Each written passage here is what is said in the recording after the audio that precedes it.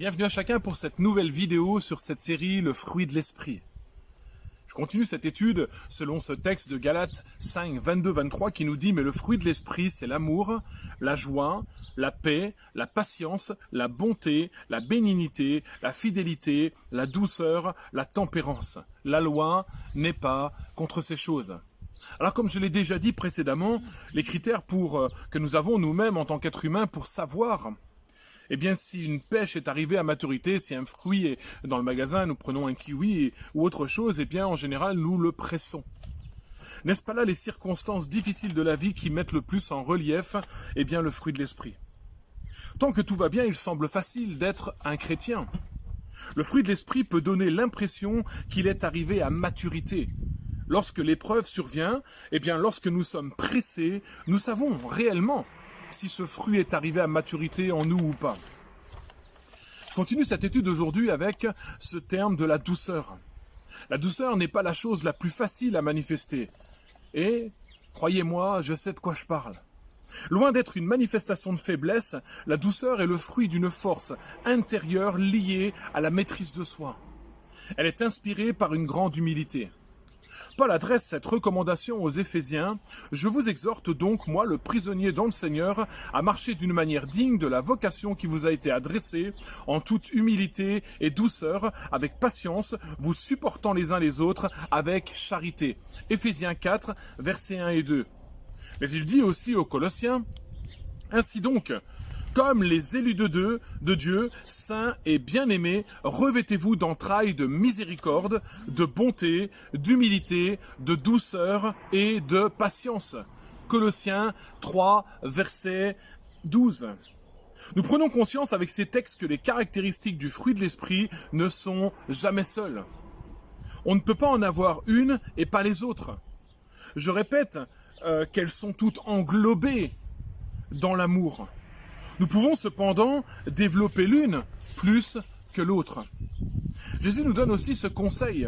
« Prenez mon joug sur vous et recevez mes instructions, car je suis doux et humble de cœur, et vous trouverez du repos pour vos âmes. » Nous lisons ce passage dans l'évangile de Matthieu, chapitre 11, verset 29. Là encore, nous trouvons une alliance entre douceur et humilité, qui plus est chez le divin modèle qu'est Jésus. Paul, dans ses enseignements, exhorte l'homme de Dieu à faire preuve d'un esprit de douceur. Ça dans 1 Corinthiens 4, verset 21, ou encore Galates 6, verset 1. Il le dit vis-à-vis de tous les hommes. On trouve ça dans Tite 3, verset 2, et même à l'égard de ses adversaires. 2 Timothée 2, verset 25. Jacques, à son tour, exhorte aussi à recevoir avec douceur la parole. Il dit dans le premier chapitre de son épître au verset 21, « C'est pourquoi, rejetant toute souillure et tout excès de malice, recevez avec douceur la parole qui a été plantée en vous et qui peut sauver vos âmes. » Mais aussi, il invite à se conduire avec douceur. Nous lisons Jacques 3, verset 13, « Lequel d'entre vous est sage et intelligent, qu'il montre ses œuvres par une bonne conduite avec la douceur et la sagesse. » La douceur est alliée ici à la sagesse. Pierre, quant à lui, demande de répondre avec douceur à qui demande une raison de notre espérance. Nous lisons ce passage, 1 Pierre 3, verset 15, « Mais sanctifiez dans vos cœurs Christ le Seigneur, étant toujours prêt à vous défendre avec douceur et respect devant quiconque vous demande raison de l'espérance qui est en vous. » Il y a ici quelque chose de très important. Défendre sa foi avec douceur et respect. Ce n'a pas toujours été le cas et ce n'est pas toujours le cas aujourd'hui. Le respect d'autrui est très important et est une marque du caractère de Christ en nous. N'oublions pas que Dieu lui-même nous respecte au point de nous laisser le libre arbitre dans nos choix.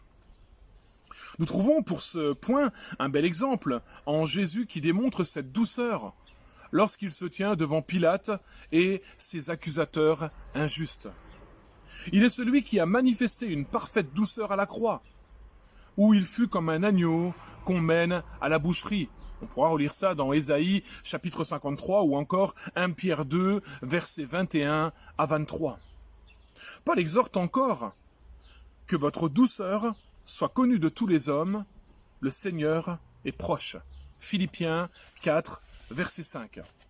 Alors je dirais, attention tout de même à ne pas confondre douceur et paroles doucereuses. Il y a des personnes qui usent d'attitudes doucereuses et de paroles mielleuses pour arriver à leur fin. Il nous faut être prudents à l'égard de ces personnes. L'Épître aux Romains, chapitre 16, verset 18, nous dit « Car de tels hommes ne servent point Christ, notre Seigneur, mais leur propre ventre. Et par des paroles douces et flatteuses, ils séduisent les cœurs les plus simples. » Je conclus maintenant avec cette parole du livre des Proverbes. Une réponse douce calme la fureur, mais une parole dure excite la colère. Voilà, bonne méditation à chacun et à demain.